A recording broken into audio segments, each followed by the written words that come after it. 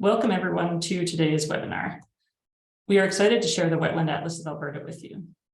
Today, we'll provide a brief tour of the report and its contents and dig into the information contained in some of the sections. The Atlas is a high-level summary of the wetland information we, the ABMI, have collected over the past almost 15 years across the province. The intent of the Atlas is to provide accessible information on Alberta's wetlands. Some key areas of content within the Atlas include interactive maps of the current distribution of wetlands in the forested, prairie, and mountain regions of Alberta, information on human footprint in wetland catchment areas around ABMI wetland monitoring sites, information on wetland biodiversity, such as summaries of invertebrate community data, the status of amphibians and mosses associated with wetlands using data from our monitoring sites, and some research spotlights, such as using eDNA to monitor amphibians. We consider this the first edition of the living document. The Atlas was released in late February, as you perhaps know, and we intend to update the existing content and add new content, hopefully some of which is from new external sources of data on a continual basis. We want the Atlas to be relevant and up to date. So if you're here, you've probably already visited and explored the Atlas, but I'm going to provide a brief orientation to how it's laid out and to some of the content.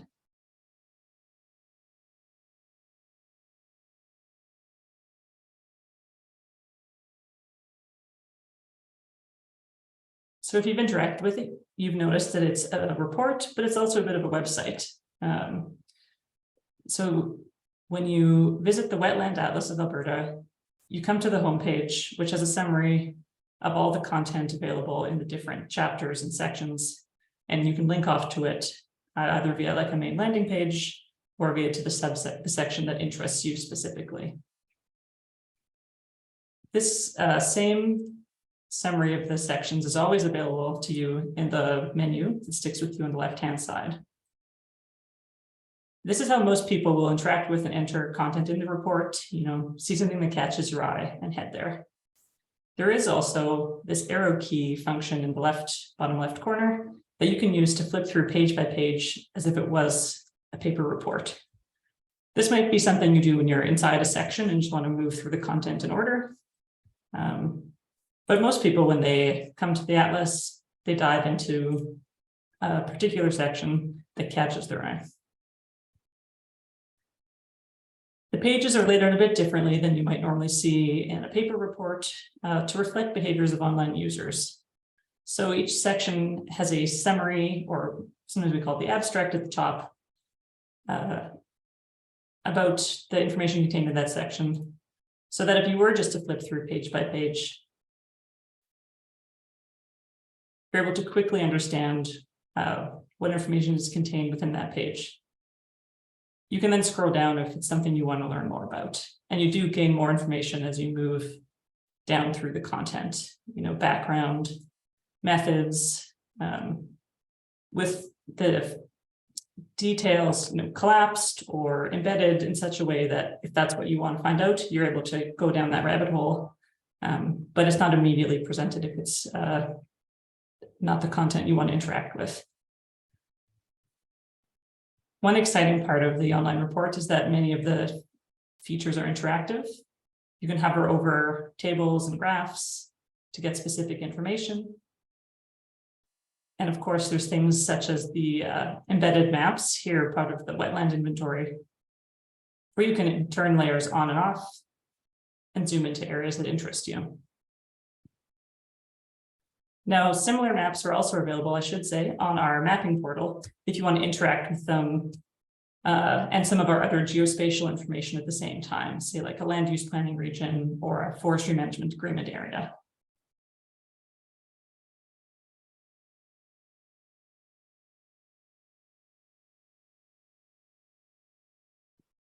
And lastly, I just want to highlight the ability of the report to remain up to date and relevant. Because it's an online report, we're able to embed off to data sets, off to protocols, make sure those links are up to date, and add in new information as it becomes available. I'd like to hand it off now to Jen Hurd, the lead geospatial scientist in our Earth Observations unit, to talk about how we put together our wetland inventory, which is featured in chapter 2 that I was just showing. Jen, I'll just pull this up for you. Thank you.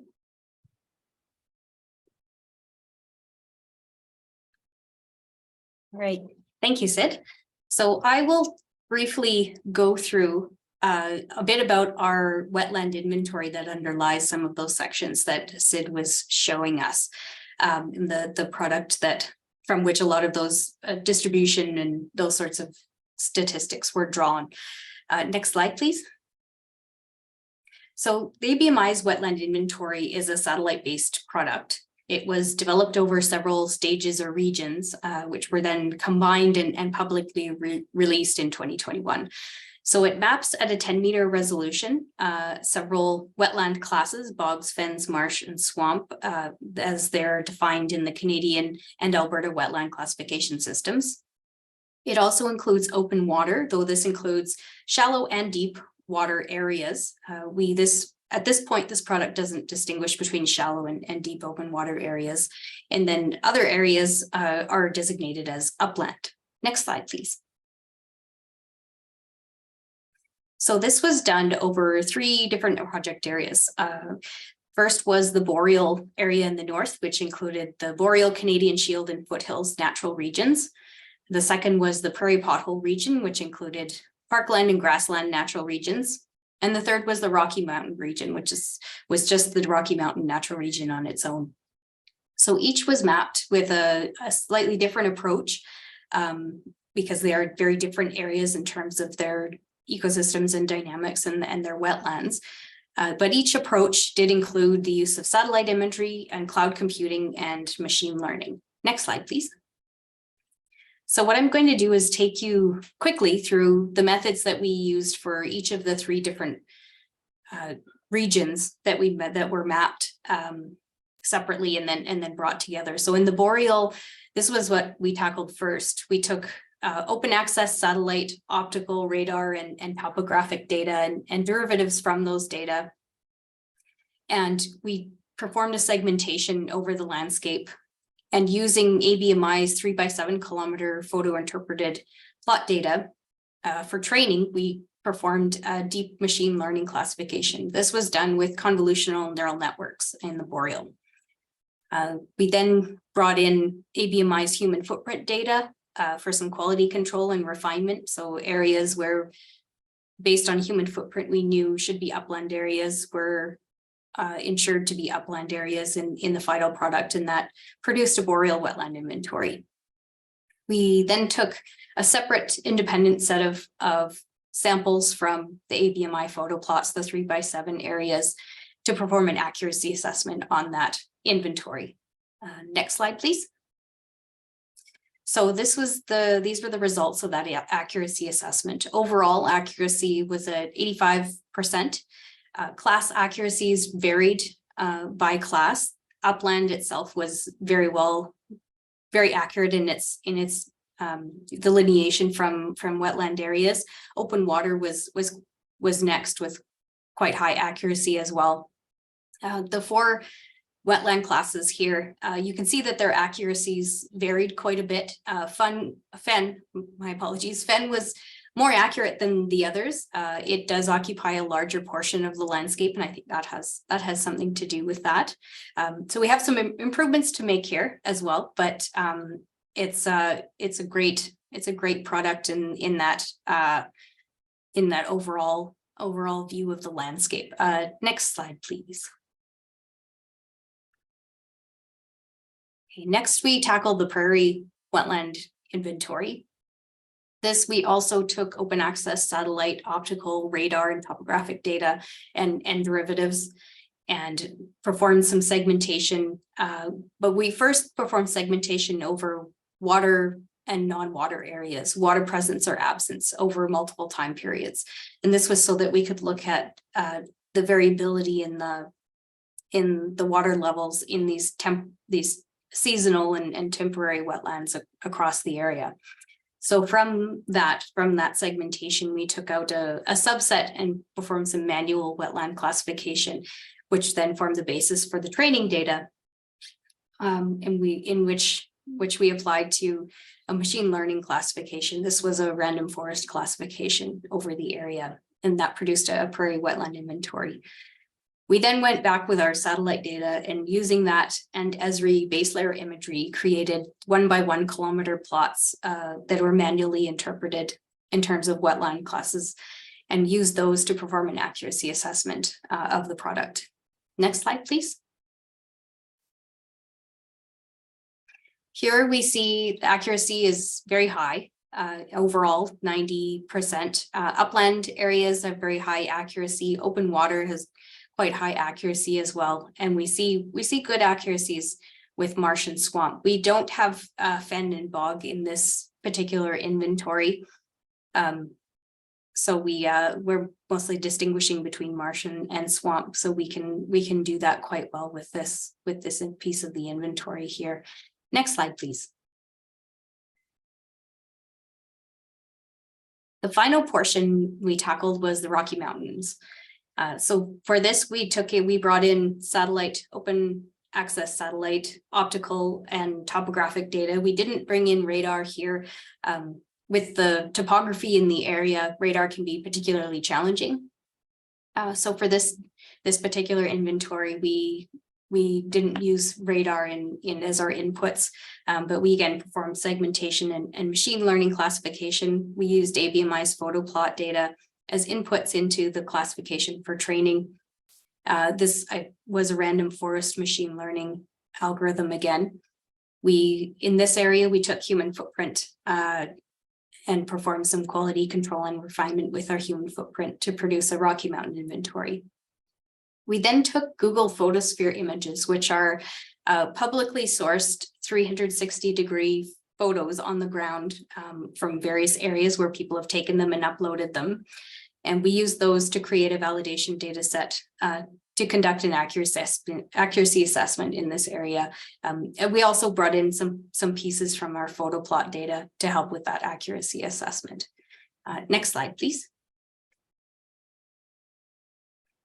And here are the results from that accuracy assessment. We have an accuracy at 84%. Again, upland and open water are quite accurate. Here we see more even distribution of accuracies across the different wetland classes, fen, marsh, and swamp. We did not have bog in our training samples, so we weren't able to include that in this inventory in this particular piece. But we have fen, marsh, and swamp in there, and it's looking for really good. Next slide, please. So when all those pieces were finalized and they were all brought together into an Alberta-wide wetland inventory for the ABMI. And this final product has over 3 million wetland polygons. In the product, 78% of the province is upland, 18% is wetland, and 4% is open water.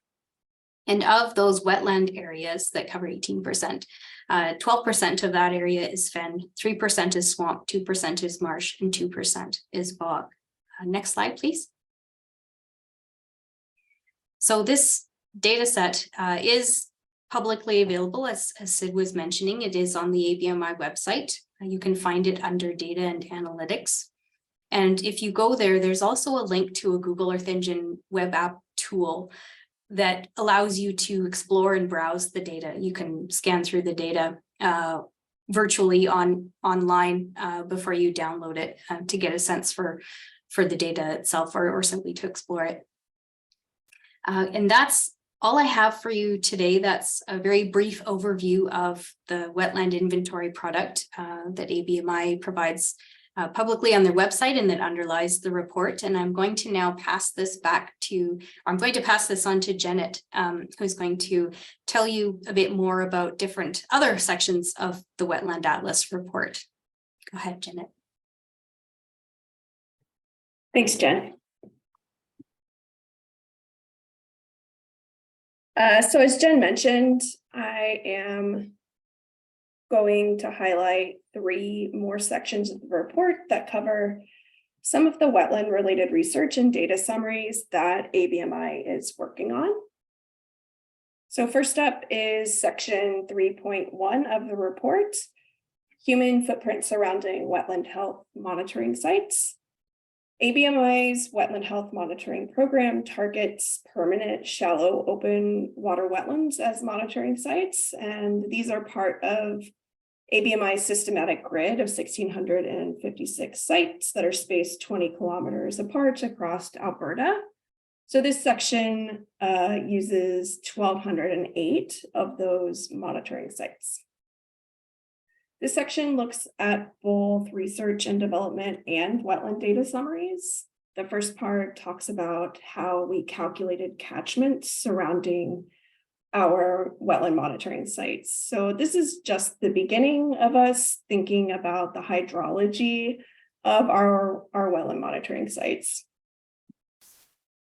And for those that may not be familiar, a wetland catchment is the upslope area that drains into a wetland, and sometimes it's called a contributing area. Catchments are ecologically important to wetlands because overland flow can transfer things like pollution or weeds from human development that's in the catchment, or this flow can also act as a conduit to connect wetland habitats and populations of native plants and animals. Next slide.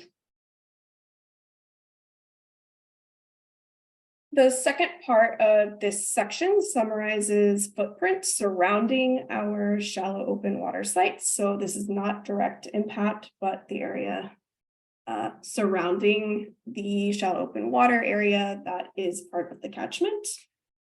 Overall, there's a lot of variability in the amount of human footprint cover surrounding these sites within the natural regions.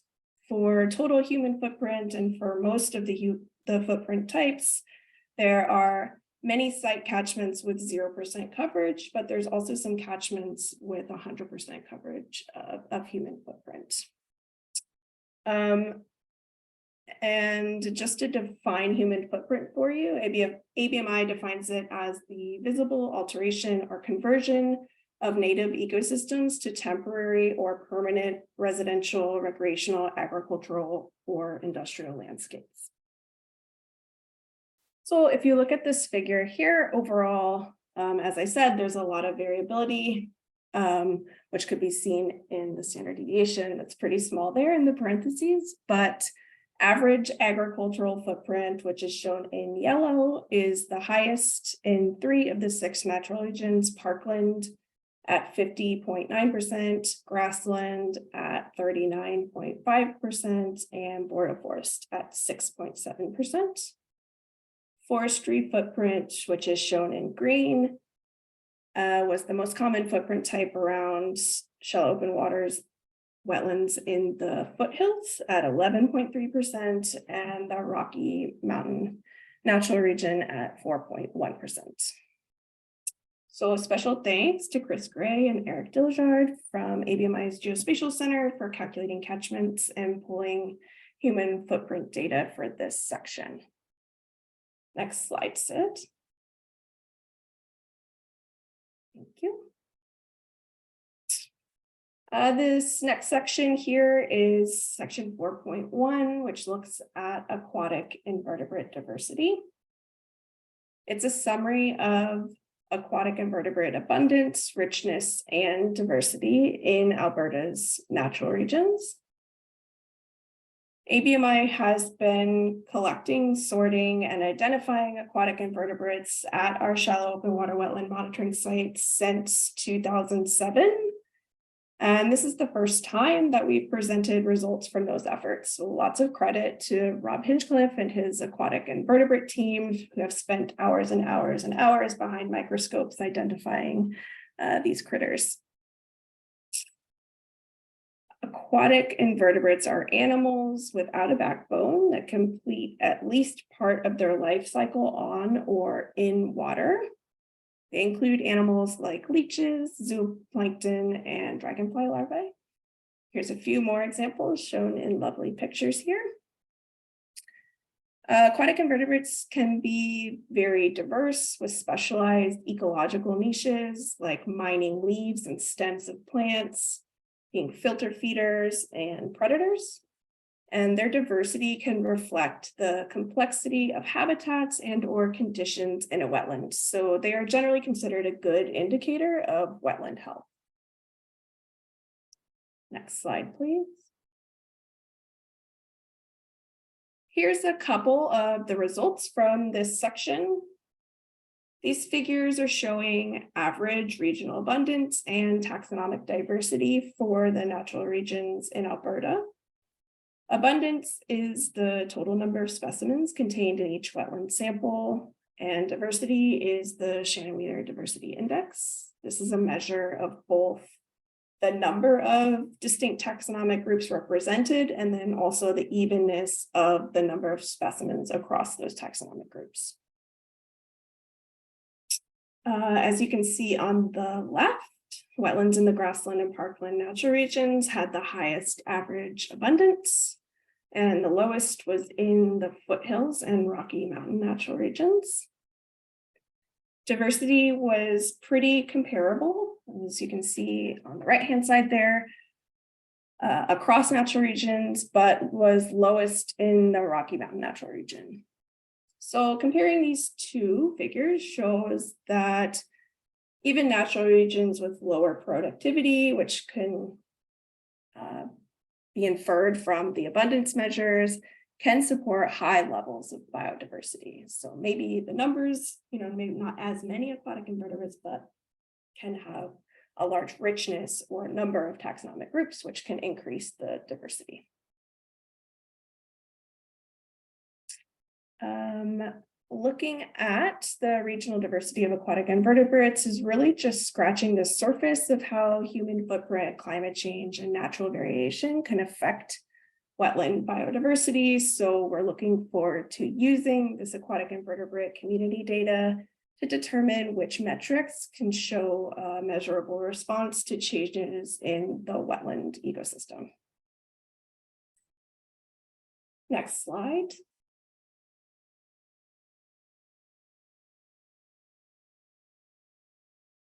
This is the last section that I will highlight, and it's section 3.2, which is an overview of a scientific paper published by current and former ABMI scientists using plant data from ABMI's wetland monitoring sites in the Boreal. The paper looked at wetland plant communities through the lens of functional traits. Functional traits are quantifiable traits that relate to a plant's ecological role. So some examples are stress tolerance, leaf area, seed weight. So these are characteristics that are relevant to the relationship between that organism and its environment. Specifically, the paper examined the functional trait communities associated with wetlands that appear to be more resistant to invasion by terrestrial species. Next slide. So the results showed that non-invaded wetlands, and these were defined as wetlands without Canada thistle or perennial sow thistle, had communities of hydrophytes and stress-tolerant plants. This was in contrast to invaded wetlands. So these were wetlands that did have Canada thistle or perennial sow thistle, that were surrounded by human footprint and had communities of ruderal species. And ruderal species are species adapted to colonize disturbed habitats. There was no statistical difference in functional trait richness or diversity between the invaded and non-invaded groups, but the composition was different, as I just described. So this research could have implications for management. Looking at plant communities through the lens of functional traits can give you information about the habitat generally and its suitability for other species that aren't currently present. For example, if you are managing for invasive species, You may be able to look at functional traits of the existing community and predict which wetlands are most vulnerable to invasion before those invasive species actually show up. So looking for other ruderal species could indicate that the right conditions exist for those invasive species to establish. They may just not have been there yet and might highlight some particularly vulnerable wetlands. Thanks to Brandon and Ermias in ABMI Science Center who published this paper. Next slide. So we don't have time to go over every section of the report, but I did want to encourage you to visit the atlas and explore those sections. Section 4.4 is on the status of mosses associated with wetlands. It gives a really lovely overview of moss species that are indicators of different types of wetland habitats and the significance of mosses in peatland ecosystems. There's also summaries of model results for different moss groups that describe their relationship to native land cover, human footprint, and spatial and climate variables. Section 4.2 is a summary of our amphibian monitoring program using autonomous recording units, so using acoustic information. It includes occurrence maps of where we have detected 8 out of 10 of Alberta's amphibian species. So those are the species that broadcast breeding calls, and we are able to pick up with the areas. The section also has model results for the 4 most common species that include the seasonality of their breeding calls and habitat associations for those species. There's also a research spotlight in section 4.3 on a pilot project that we conducted with Innotech Alberta, exploring the use of eDNA for amphibian monitoring. And that section in particular has a lot of links to other resources. Brian Eaton from Innotech and I have given quite a few webinars, and even we're on a podcast episode that's linked within that section if you're interested in eDNA and want to learn more about that pilot project. But every section in the report, as Sid highlighted earlier, has a lot of links that allow you to really dig into the information that we've provided here and get more information to the level of detail that you're interested in. And with that, that's all I've got. I think I'll give it back to Sid.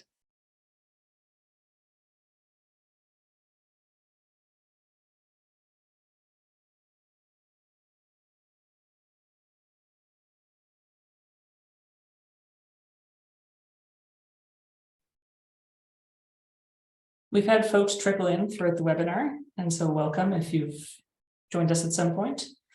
So I just want to circle back and say that all the information that we've heard about today, as a reminder, is included at the Wetland Atlas of Alberta's online home. So the information Jen talked about, is in chapter 2, the pressures on wetlands. You can learn more about here. And some of the sections that Janet mentioned about aquatic invertebrates, amphibians, mosses, they're all available for you to explore and get into.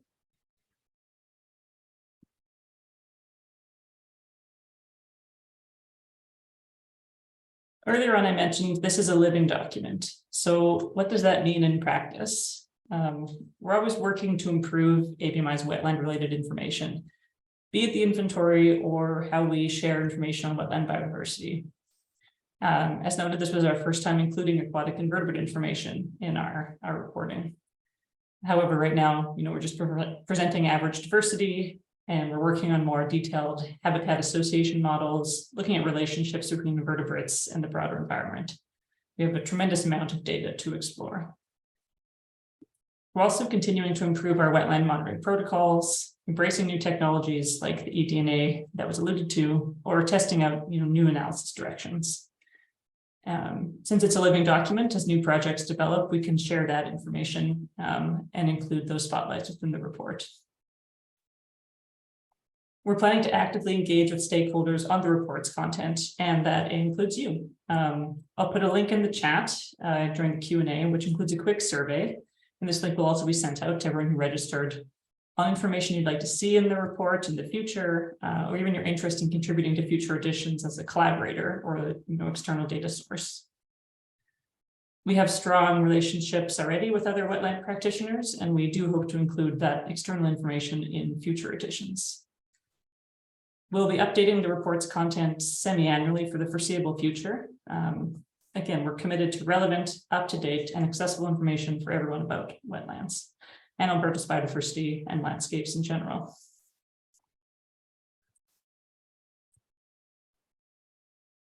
I'd like to acknowledge the many ABMI staff who contributed information, development, or wordsmithing to the online report. From content contributors to the development team led by Catherine Maxey and Joan Fang, the lead developer. There are many more staff than listed here who have contributed over the years to collecting the data, identifying the specimens, mapping the wetlands, and more, building the data behind this report.